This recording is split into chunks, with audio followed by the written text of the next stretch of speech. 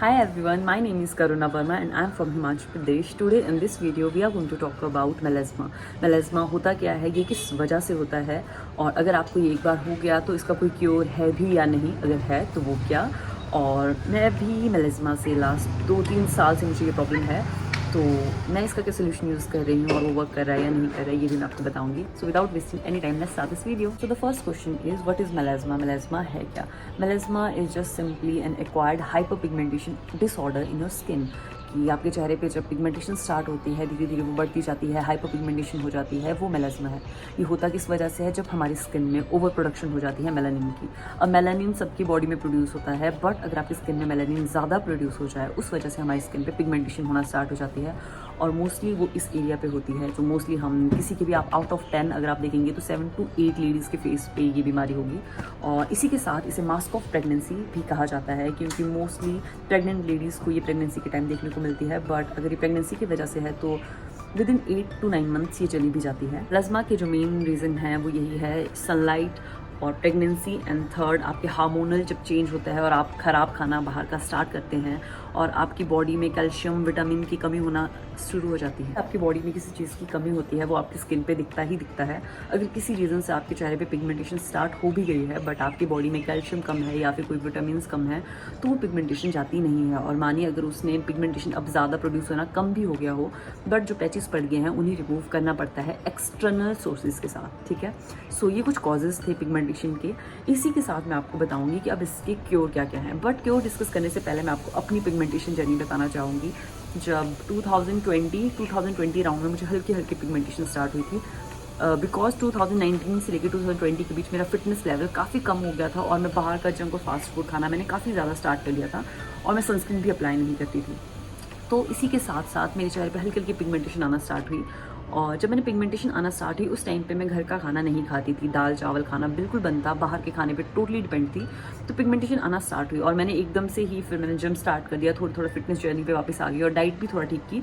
तो उस टाइम पे कुछ मेडिसिन लेने के साथ साथ with in 4 to 5 month pigmentation पूरी क्लीन हो गई, पूरी अच्छे से।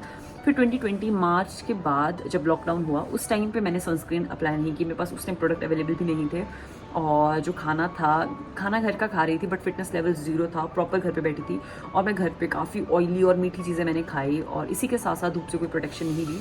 सो उस टाइम पे पिगमेंटेशन नहीं हुई। इन 2021 मिड में मुझे फिर से पिगमेंटेशन स्टार्ट हुई, बट मेरी पिगमेंटेशन ऐसी थी कि जब वो बिल्कुल कम थी, बिल्कुल लाइट पिगमेंटेशन यहाँ पे होती थी, इस वाली चीज़ पे तो थी भी नहीं, सिर्फ यहाँ पे थी।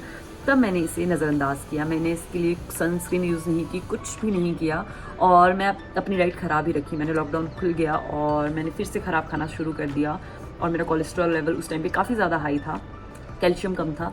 सो ये सब चीज़ें एक साथ हुई तो मुझे ऐसा हुआ कि, और एकदम जब एक्सट्रीम लेवल पे मैं पहुंच गई, जब मैं बीमार भी थी और मेरी डाइट बिल्कुल भी अच्छी नहीं थी, वेट काफ़ी गेन कर लिया था, तो उस पॉइंट पे पिगमेंटेशन नहीं थी, और एकदम से जब मैंने इस पॉइंट पे रीच किया वैसे ही मेरी पूरी गाल पिगमेंटेशन से डार्क हो गए। मेलास्मा मुझे अभी भी याद है, मैं 3-4 बार डॉक्टर के पास गई थी, उन्होंने मुझे हर बार सेम क्रीम दी, मैंने यूज़ भी की, और कुछ लोगों का कहना था कि और लोगों ने यूज़ की तो उनको यूज़ करते करते वो जो उनकी पिगमेंटेशन थी वो कम भी होगी, बट मेरी कम नहीं हुई। तो मैंने 8 to 9 मंथ प्रोडक्ट यूज़ किए और मेरी पिगमेंटेशन बिल्कुल भी कम नहीं हुई। ये बात है 21 to 2022 की।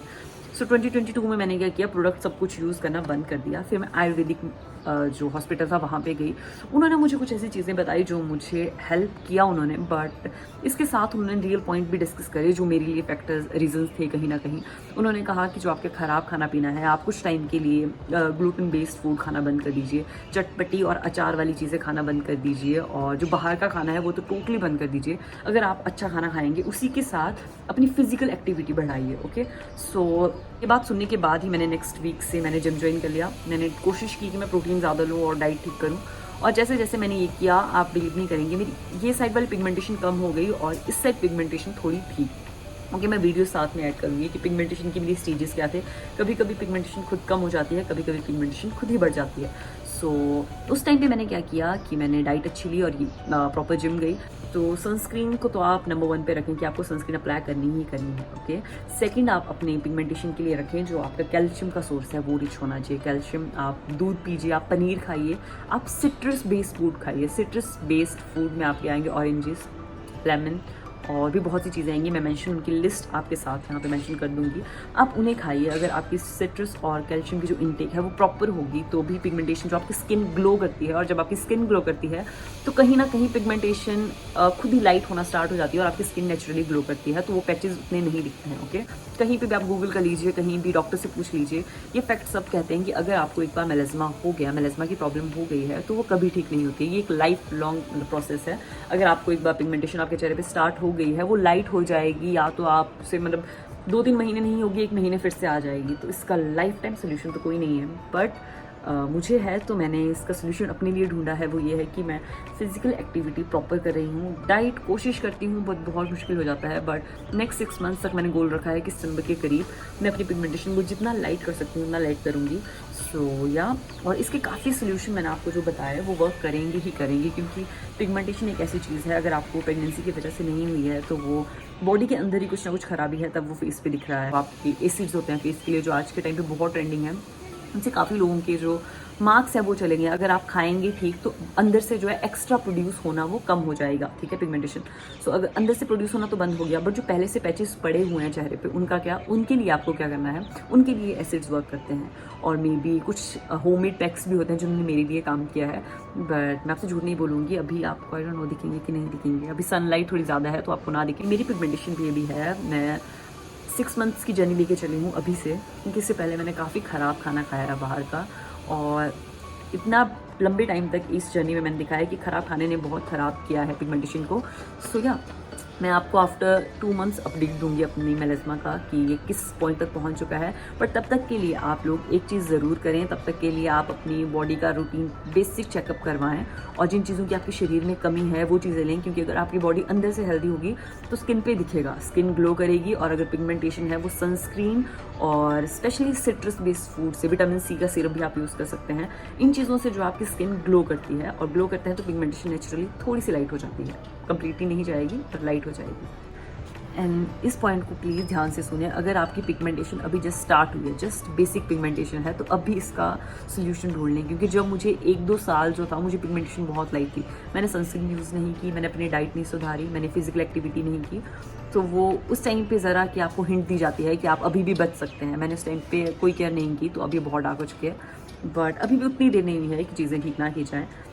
सो या, अभी सोल्यूशन है। इसी के साथ आप अणु तेल यूज़ कर सकते हैं। अणु तेल की कुछ ड्रॉप्स आपको अपने नोज़ में लेनी होती है, जिससे आपकी जो नोज ट्यूब से ब्रीदिंग का प्रोसेस होता है वो काफ़ी बेटर हो जाता है।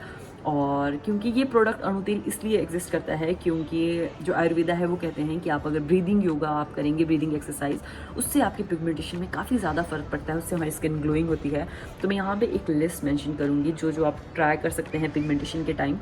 ये ब्रीदिंग योगा से काफ़ी फ़र्क पड़ता है, काफ़ी ज़्यादा, और अणु तेल से भी काफ़ी फ़र्क पड़ता है। ये दोनों चीज़ें आपस में रिलेट करती हैं, अणु तेल और जो ब्रीदिंग योगा है। सो ये दोनों भी आप ट्राई कर सकते हैं साथ में, इनसे फ़र्क पड़ेगा।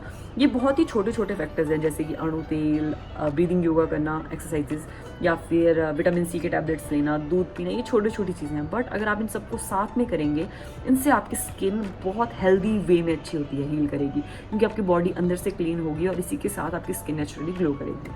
सो आप ये चीज़ें ट्राई कर सकते हैं। मैं टाइम टू टाइम आपको अपडेट ज़रूर दूँगी।